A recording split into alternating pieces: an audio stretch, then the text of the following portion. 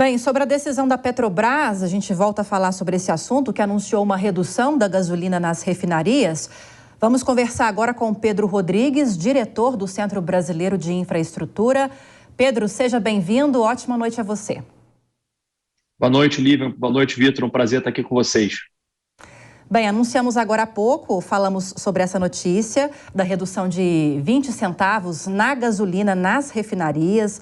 Mostramos o posicionamento da Petrobras, dizendo que isso é reflexo da política internacional de preços, né? Baixa o preço do petróleo, baixa o preço dos combustíveis aqui.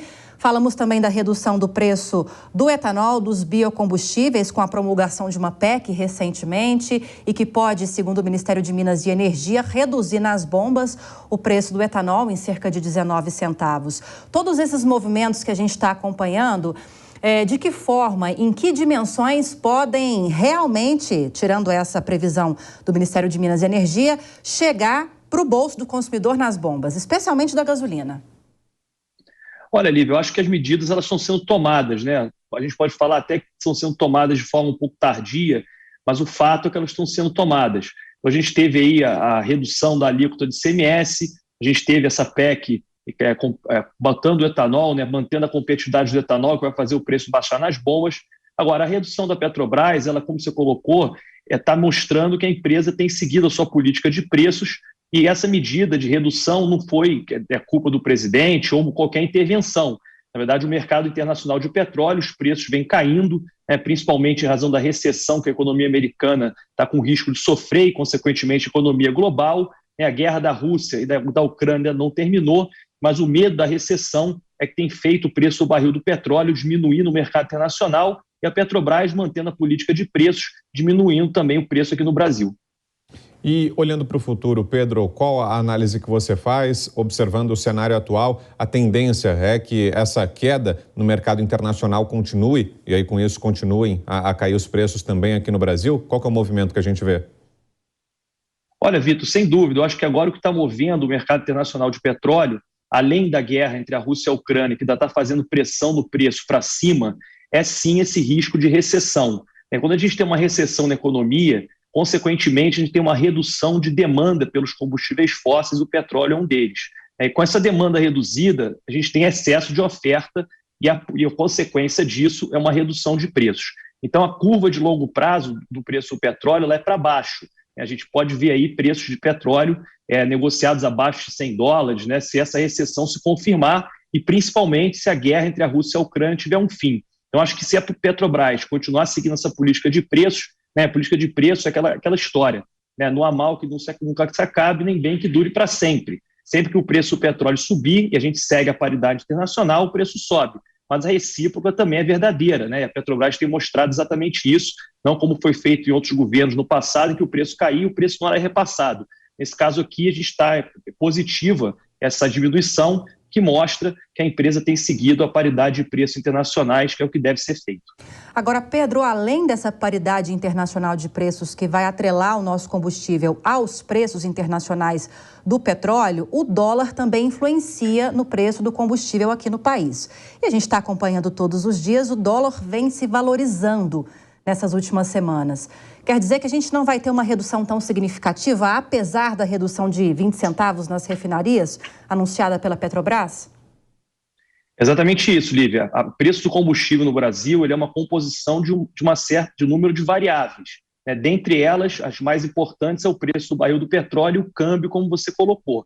Sempre em véspera de eleição, principalmente uma eleição polarizada, como a gente está vendo, existe o risco do país e o preço do câmbio acaba sendo reflexo desse risco. Então, se a gente tiver uma diminuição do barril do petróleo, mas o câmbio continuar pressionando para cima, essa diminuição de preço pode ser menor. Então, é uma corrida. Talvez o preço do petróleo baixe para tal patamar que o câmbio impacte menos.